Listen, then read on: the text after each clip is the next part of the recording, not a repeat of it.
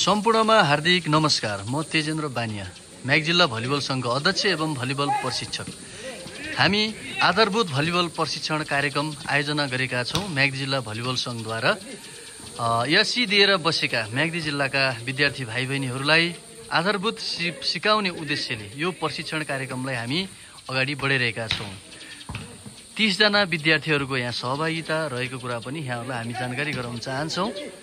खेलाडीहरूलाई हामी विशेष गरी भलिबलका बेसिक कुराहरू सिकाउने प्रयास गरिरहेका छौं र भोलि भविष्यमा गएर जिल्ला हुँदै प्रदेश हुँदै राष्ट्रसम्म पुग्ने खेलाडीहरू निर्माण गर्ने उद्देश्य लक्ष्य लिएर हामी अगाडि बढिरहेका छौं र विशेष गरी खेलाडीहरूलाई अनुशासनमा राख्ने र कसरी एक्सरसाइज गर्ने, कसरी फिङ्गर गर्ने, कसरी डिग गर्ने र कसरी पोजिसनमा बस्ने र भलिबलका सिपहरू के हुन् र तिनलाई कसरी फलो गर्ने भन्ने हामी एउटा जिरो लेभलबाट विद्यार्थी भाइ बहिनीहरूलाई हामीले सिकाउने प्रयास गरिरहेका छौं र हामीलाई आशा छ पक्कै पनि विद्यार्थी भाइ बहिनीहरूले राम्रो गर्नुहुनेछ र हामीलाई यो प्रशिक्षण कार्यक्रममा विद्यार्थी भाइ बहिनीहरूलाई सहभागी गराएर जुन सहयोग गर्नुभएको छ अभिभावकहरूप्रति पनि हामी हार्दिक धन्यवाद दिन चाहन्छौँ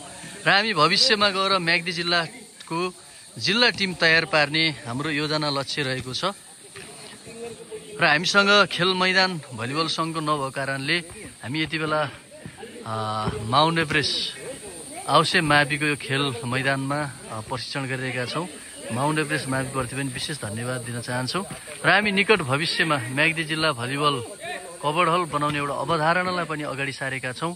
यसमा साथ सहयोग सबैले दिनुहुनेछ भन्ने आशा पनि हामीले गरेका छौँ र आज 4 दिन हामी चलिरहेको छ र ट्रेनिङलाई हामी 1 महिनाको कोर्सलाई सम्पन्न गर्नेछौँ र सम्पूर्ण भलिबल प्रेमी देश विदेशमा रहनुभएका म्याग्दीलाई माया गर्ने सम्पूर्ण समाजसेवी भलिबल प्रेमीहरूलाई पनि म हार्दिक धन्यवाद दिँदै भलिबललाई माया गरिदिनु होला भन्ने म पुनः अपिल गर्न चाहन्छु। धन्यवाद।